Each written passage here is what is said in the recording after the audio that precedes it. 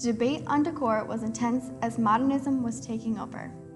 Excessive decoration was fading, and form was the new focus. Adolf Loos shifted architecture's attention to form. His work in literature, such as his book Ornament and Crime, in turn inspired Le Corbusier on his own piece, A New Architecture. Both of them experienced and disagreed the neoclassical architecture and were ready to redefine it. The modernist movement in architecture signified a dramatic shift in the function and construction of buildings. It began in the Industrial Revolution because of the mass production, forward-thinking architects, and new technologies and materials, like glass and reinforced concrete. This movement flourished after World War II, as the war had left all of Europe devastated, creating a high demand for mass-produced housing to shelter the post-war population boom. Thus, these new materials and technology assisted with the reconstruction which inspired a new architecture. These materials were new and easy to mass-produce, which allowed the architects to focus on the design rather than worrying about past materials limitations. Adolf Loos is a Czech-born architect who worked in Austria, is one of the architects associated with the modernist movement, best known for his work, Ornament and Crime. Ornament and Crime is when an architectural piece has a decoration that only served for style without providing function. The useless ornament is therefore a crime. Nowadays, it's very unusual to think of architecture without the art, but there is reasoning behind his theory. His father had an early influence on Loos's perspective on ornamentation and construction. His father was a stonemason, and Loos figured that decoration was a waste of time and money. If his father was in the position of making the decor, he wouldn't want him to expend unnecessary energy and resources. Loos was also part of the modern architecture movement, which took place in the first half of the 20th century. Modern architecture was moving forward, which meant rejecting traditional neoclassical architecture. Loos definitely viewed the ornamentation in this area as excessive and to be something of the past. As an architect, your building should last throughout history, and therefore different styles. In order to create a building that endures societal change, simplicity is the easiest answer since it never goes out of style. Due to his thorough consideration for economy and functionality, his buildings focused on pure forms. This is evident in his Villa Muller, which is bland and cubic on the exterior. However, it is decorated with luxurious furniture, marble, silk, and wood on the inside. These private areas are to be admired by the users of the home and not the public. Loos's objective was to have the building appear, as he would say, dumb on the outside and wealthy on the inside. Loos's revolt against childish and backward ornamentation is exemplified in the Kartner bar. With this work, Loos uses geometric forms to give it a contemporary and upscale look. The bar is small, sleek temple of rebellion against the surrounding architecture.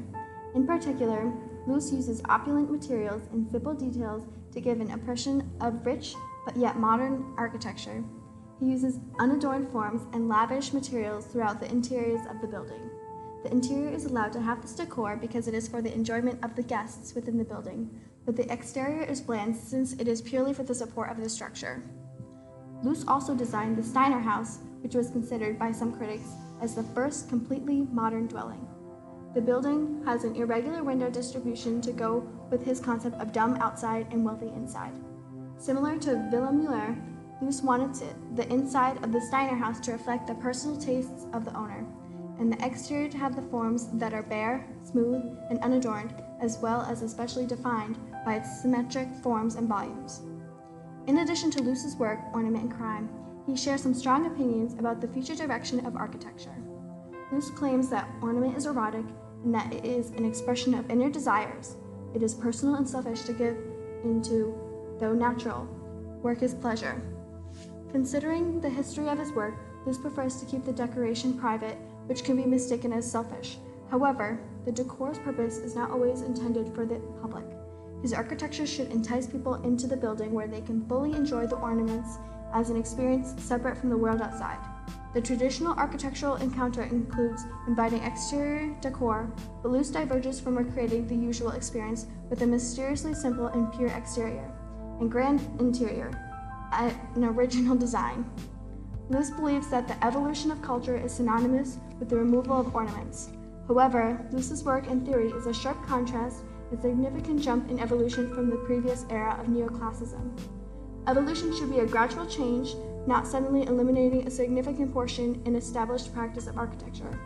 Although he received heavy critique, Luce provided a viewpoint that was unique and progressive for his time.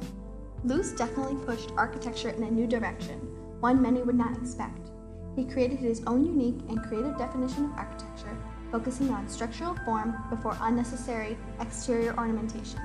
Whether or not it was mutually agreed with, it definitely inspired architecture in new definition after Luce's time.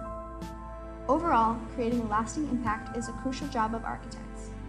In this case, Charles-Édouard Jeanneret-Gris, also known as Le Corbusier, admired Adolphe Luce and held a similar view that ornamentation was unnecessary. In addition, Le Corbusier also believed in focusing on function, though to a lesser degree than Luce. Specifically in his book Towards a New Architecture, Corbusier presented the idea that architecture should focus on a combination of art and function. Even though function comes first, art is not completely useless. Le Corbusier is seen as one of the four pioneers of modern architecture. He was heavily influenced by the problems of industrial cities and believed that modernist movement could create better society through housing.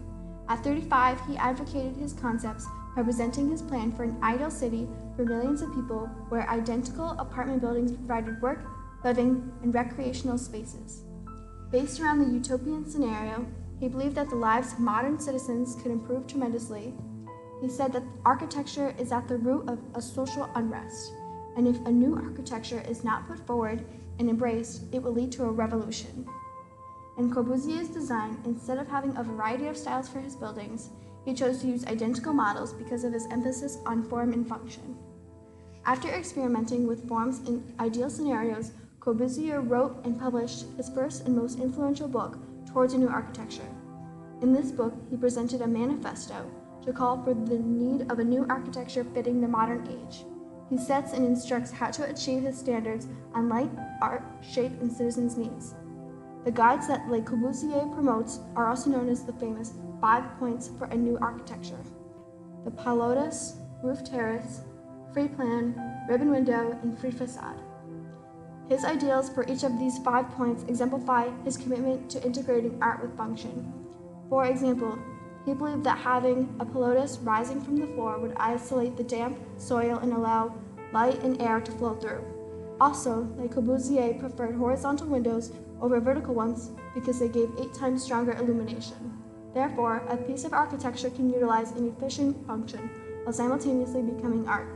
He thought that architects could use their aesthetic sense freely and design the interior space as needed because of the invention of the pilotis, ground-level columns. Le Corbusier included the 5 points in his own works, such as Via, Savoy, and Poésie France. These 5 points changed architects' view on design. Before, architects' designing process was a pure creation of their spirit. Le Corbusier set up fundamental principles that are different from Vitruvius. Towards a New Architecture does not set up a rule to build an architecture, but a logic to think with.